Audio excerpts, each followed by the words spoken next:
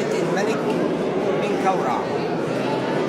طبعا من كورع هو ابن خفرع وحفيد الملك خوفو. بس الملك دوت عمل حاجة يعني نقدر نقول جديدة بقى في الفن المصري القديم، إنه بدأ يعمل تماثيل المجموعات اللي احنا شايفينها دي، تماثيل مجموعات. تماثيل المجموعات ديت لقينا منها 5 تماثيل، دول 3 معروضين هنا وفي 2 معروضين في متحف بوسطن في أمريكا. تمام.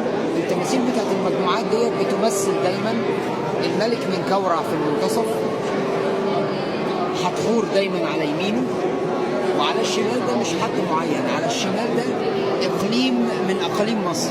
يعني دي لوحات حدوديه بتمثل اقاليم مصر، او لوحات تعريفيه بتمثل اقاليم مصر. يعني احنا نقول ده الملك من كورع، دي حتحور، بس دي مش حد، ده اسم اقليم من اقاليم مصر.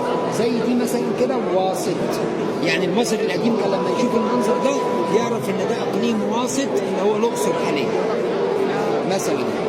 تمام. ده اقليم واسط، وكل واحد من الحاجات دي اقليم من الاقاليم المصريه. نلاحظ اختلاف الاوضاع ما بين الملك وما بين حتحور، واختلاف اشكال الاقاليم. كل اقليم ليه شكل وليه طبيعه، وليه رمز طبعا. تمام. والعلاقه اصلا كمان ما بين الملك والاقليم بتختلف. يعني هنلاقي في بعض التماثيل الملك ماسك ايد صاحب ممثل الاقليم، وفي بعض التماثيل هنلاقي ممثل الاقليم حاضن الملك هو وحتحور، وفي بعض التماثيل هنلاقي اوضاع كده.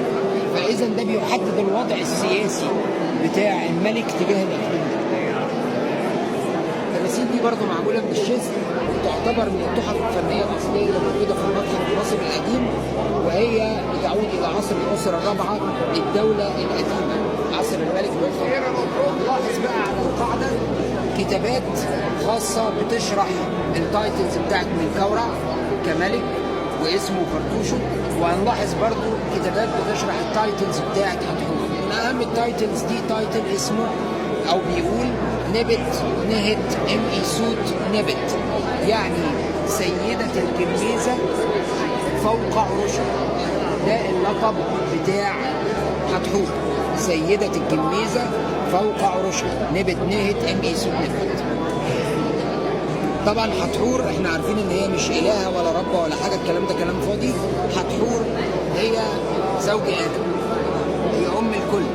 علشان كده المصري القديم اتخذها رمز للامومه والرعايه، وقدسها او يعني بجلها، وعمل لها الرمز دوت، الرمز بتاع البقره، ان هي الاحتواء والحنان والعطاء والامومه لأن هي بتمثل زوج آدم أو الأم بتاعت كل البشر.